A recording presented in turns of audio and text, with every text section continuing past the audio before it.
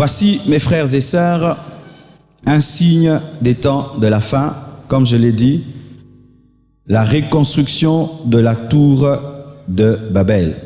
L'Ecclésiaste dit que ce qui a été, c'est ce qui sera. Il n'y a rien de nouveau sur la terre. Les hommes se comportent toujours de la même manière, génération après génération. Ils peuvent changer de nom, des choses, mais c'est le même esprit qui agit toujours de la même manière.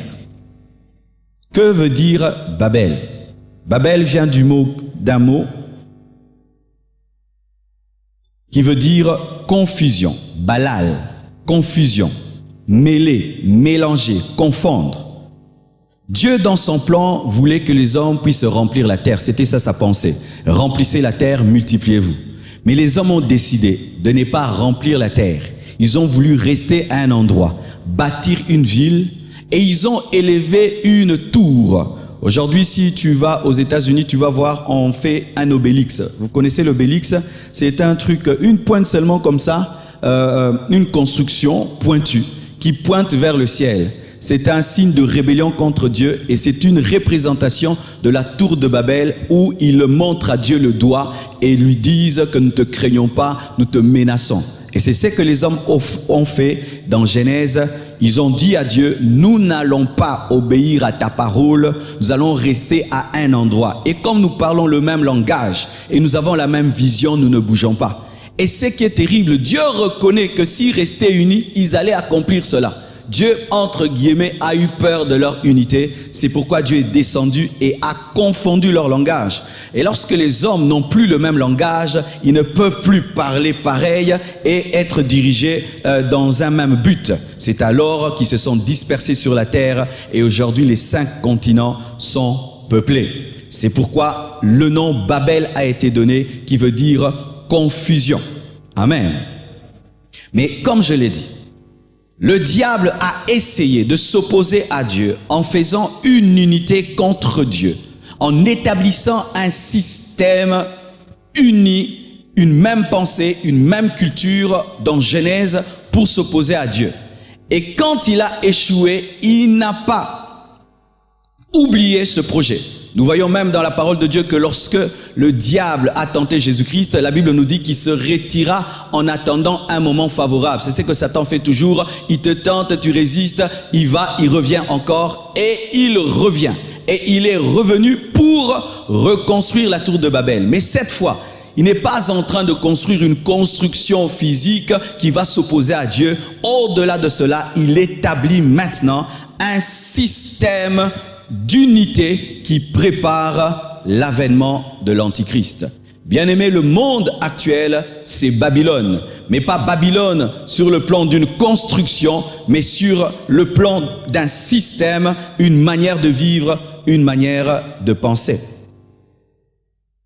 En lisant Apocalypse, et j'ai même expliqué certaines choses, vous allez remarquer que c'est une unité religieuse et une unité politique.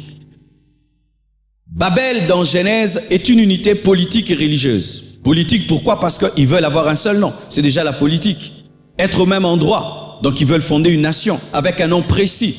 Et une unité religieuse, pourquoi? Parce qu'ils veulent dire, ils disent que c'est la porte des cieux. C'est la porte de Dieu. Donc, ils ont bâti une religion et ils ont bâti aussi une politique.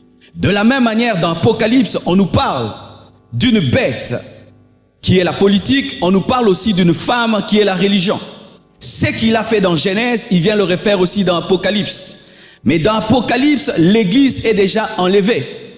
Mais sachez, ce qui va se manifester après l'enlèvement commencera avant l'enlèvement parce qu'ils n'auront que 7 ans pour le faire et c'est impossible d'établir un tel système en 7 ans. Ils doivent commencer plus tôt. C'est pourquoi la Bible dit que le mystère de l'iniquité agit déjà. Même si l'Antichrist ne s'est pas manifesté, il y a sa manière de faire qui est déjà là. Et il imite toujours Dieu. De la même manière que le Saint-Esprit commençait déjà à opérer avant que Jésus-Christ ne naisse, le mystère de l'iniquité agit sur la terre avant que l'Antichrist ne vienne, car le diable n'est qu'un copieur de Dieu. Amen. Alors, qu'est-ce qui se passe aujourd'hui? Pour qu'il y ait une unité religieuse après l'enlèvement, il faudrait que cette unité commence maintenant. Pour qu'il y ait une unité politique après l'enlèvement, il faudrait que ça commence maintenant. C'est pourquoi aujourd'hui, il y a un grand travail d'écuménisme, un grand travail de tolérance religieuse. Des fois, nous pensons que c'est une évolution, c'est la paix. Non, c'est l'esprit de Babylone. C'est l'esprit de Babylone, parce que Babylone la Grande sera la religion mondiale. Comment cela? Pour qu'il y ait une religion mondiale, il faudrait que toutes les religions soient confondues dans une seule. Et pour que toutes les religions soient confondues dans une seule, il faudrait que chacun puisse arrondir ses angles et qu'il y ait un esprit de tolérance et de compréhension. C'est pourquoi aujourd'hui, il y a un langage de tolérance, tolérance, tolérance. Nous pensons que c'est un bon langage. Ce n'est pas un langage de Dieu. Je ne peux pas tolérer la mort. Je dois chasser la mort. Alléluia. L'œcuménisme. L'œcuménisme est un signe des temps de la fin. C'est la reconstruction de Babylone la Grande pour que tous ensemble, nous puissions combattre Dieu. C'est ça le but du diable, réunir les hommes ensemble pour s'élever contre Dieu comme ils l'ont fait à la tour de Babel.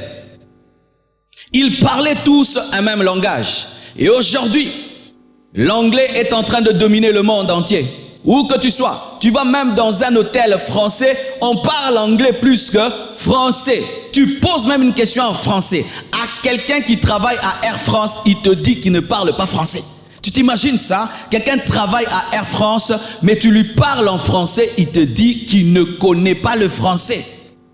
L'anglais. L'anglais commence à dominer toutes les langues. Mais au-delà même de la langue anglaise, il y a un autre langage qui est plus grand. C'est le langage informatique. Bien-aimés frères et sœurs, le plus grand langage qui va exister à la fin des temps, au-delà de l'anglais, c'est le langage informatique.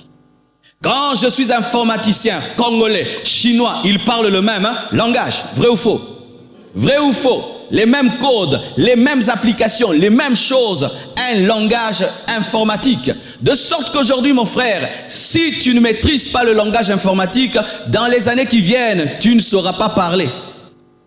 Ceux qui ne maîtrisent pas l'informatique n'existeront pas. Et tout le monde. Et voyez avec quelle facilité même nos enfants maîtrisent le langage informatique. Tu prends un téléphone, tu donnes à un enfant. Donne-lui seulement une semaine. Tu verras quelle maîtrise il a du téléphone. Quelle maîtrise! Vous savez pourquoi? Ceux qui ont créé cette technologie ont étudié le cerveau des enfants, le cerveau de l'homme, pour que ce soit deux cerveaux qui se synchronisent et sans même qu'on te dise quoi. Ton cerveau sait que je dois appuyer là et là et là.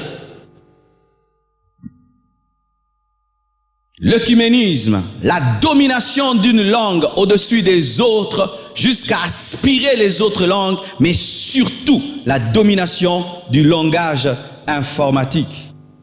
Les réseaux sociaux.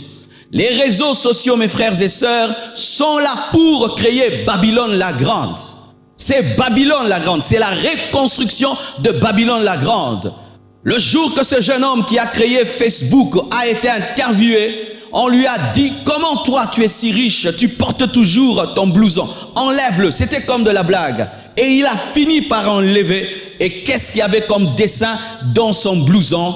Il a fait un pentagramme et il a écrit, il faut que tout le monde entier soit connecté. Comme à la tour de Babel, le monde entier doit être connecté. Et aujourd'hui par Facebook, le monde entier est connecté. Je veux savoir ce que tu as fait hier, je vais seulement dans ton Facebook et je sais. Tu habites où? Je vais dans ton Facebook et je sais. Vrai ou faux? Avec le live, tout le monde saura ce que je prêchais ce matin. C'est le système de Babylone. Unir les hommes afin de bien les contrôler.